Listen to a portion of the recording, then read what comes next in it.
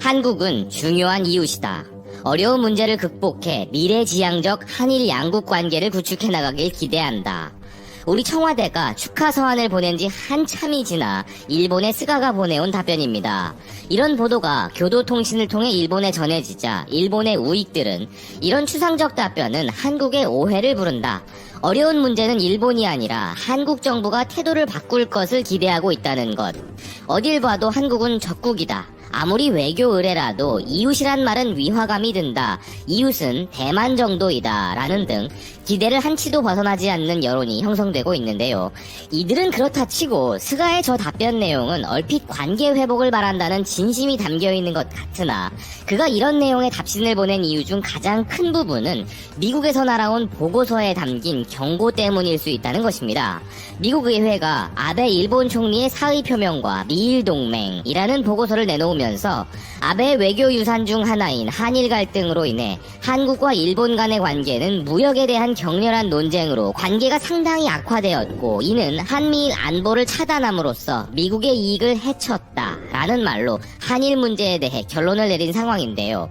즉 한일 관계를 해친 일본으로 인해 미국이 해를 입었다고 정의 내린 것이죠. 이 부분을 언급한 사람은 일본의 아사히 신문 편집위원인 마키노 요시히로이며 그가 겐다이 비즈니스를 통해 기고한 칼럼에서 한일 관계 악화가 미일 관계까지 영향을 미친다면서 앞서 언급해드린 미국 의회 조사국의 보고서 내용을 인용하고 있는데요. 즉 한일 문제 격화를 이대로 끌고 가는 것은 미일 동맹에까지 영향을 주는 중차대한 문제라는 것이 필자의 주장인 것입니다. 필자는 2012년 12월 이후 7년 9개월 만에 일어난 일본의 총리 교체이지만 아베 정권에서 스가 정권이 되어도 한국과 일본 그리고 북한과의 관계는 앞길에 어려움이 많을 것이라 주장하고 있습니다. 그 이유로 현재 한일 관계를 둘러싸고 일부 관계자가 1년 전 악몽의 재림을 우려하고 있다고 하면서 그 악몽은 바로 지난해 8월 한국 청와대의 한일 군사정보보호협정 즉 지소미아 종료 선언을 둘러싼 엇갈림이라고 우려하고 있는데요.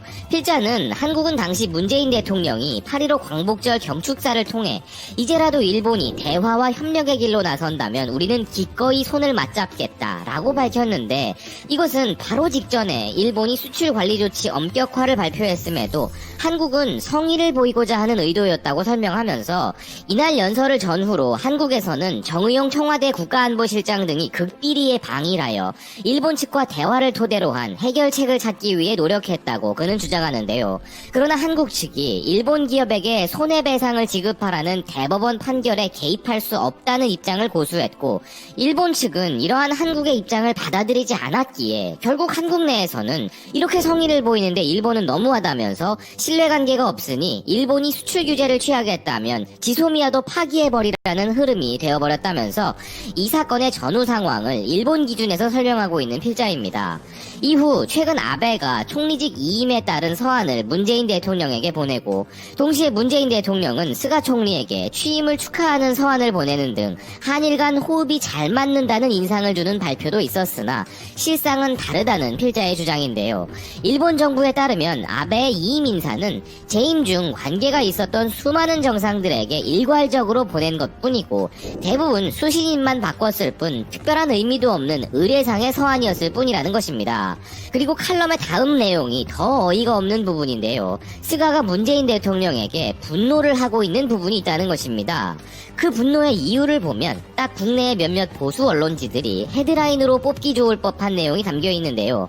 한국이 태도를 바꿔야 한다고 관방장관 시절부터 주장해왔던 스가가 한국 정부에 화가 난 이유는 자신의 친구인 이병기 전 대통령 비서실장을 뇌물 공여 등의 혐의로 구속시킨 것 때문이라는 것입니다.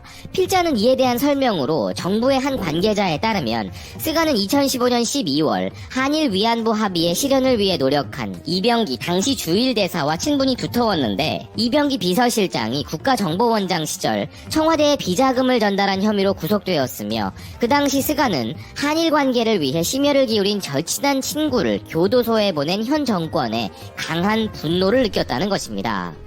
허나 기본적으로 이는 실로 어긋난 우정일 수밖에 없는 것이 최고 통수권자를 보필하는 자가 명백한 범죄를 저질러 사법 처리된 것임에도 우리 정부에 분노를 하고 아울러 그 이유로 한국과 사이좋게 지내지 못한다는 것이기 때문이죠. 이게 무슨 전국시대의 사무라이도 아니고 야쿠자도 아닌 나름대로 민주주의 국가라 자칭하는 곳에서 가당키나 한 소리인지 놀라울 따름인데요. 오히려 그렇게 친분이 두텁고 우정어린 외교대사가 구속이 되면 관방장관으로서 한나라의 2인자인 사람이 사귈 대상을 잘못 판단한 것에 대한 반성을 좀 느껴야 하는 것이 아닐까 하는데 말입니다. 그럴 만한 이유를 여기서 설명을 드릴 수 있을 듯 합니다. 국내에서 보도되었듯 도쿄올림픽 유치를 둘러싼 일본의 뇌물공여 혐의가 밝혀졌다는 소식이 전해졌죠. 놀라운 것은 그 뇌물에 관여한 사람이 바로 스가 총리라는 리테라의 보도가 있었습니다. 올림픽 개최가 결정된 2013년 가을경 도쿄 신바시의 고급 요정에서 열린 회의에서 스가가 도쿄올림픽은 내 덕분에 잡힌 것이다 라고 호언하면서 4, 5억 엔을 들여 아프리카에 뇌물을 주었고 비자금이 문제가 없도록 비공개 재단을 만들어 처리하도록 하는 깔끔한 범죄 행위를 주동했다는 놀라운 이야기를 한 것이 밝혀져 버린 것인데요.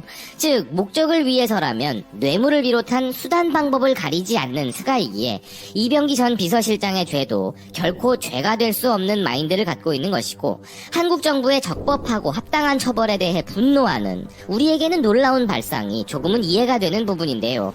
뇌물 정도는 얼마든 줘도 된다는 스가와 이병기 전 실장과 같은 사이를 두고 우리는 유유상종이라고 표현하는 것이죠. 다시 칼럼으로 돌아가 필자는 이런 스가의 배경으로 인한 부분과 함께 한일 간 현재 태도의 엇비슷함을 언급하며 실제로 한국 측은 비공식적으로 의견을 교환하는 자리에서 대법원 판결 문제를 해결하기 위해 다양한 아이디어를 제시한 것으로 알려져 있지만 일본 기업에 피해를 주는 것은 1965년 청구권 협정의 파괴로 이어지므로 일절 인정할 수 없다라고 하는 일본 측의 입장이 있는 한 여전히 거리감이 있으며 현 시점에서 한국 역시 일본 기업 자산의 현금화 흐름은 전혀 바꿀 수 없음을 언급하는데요.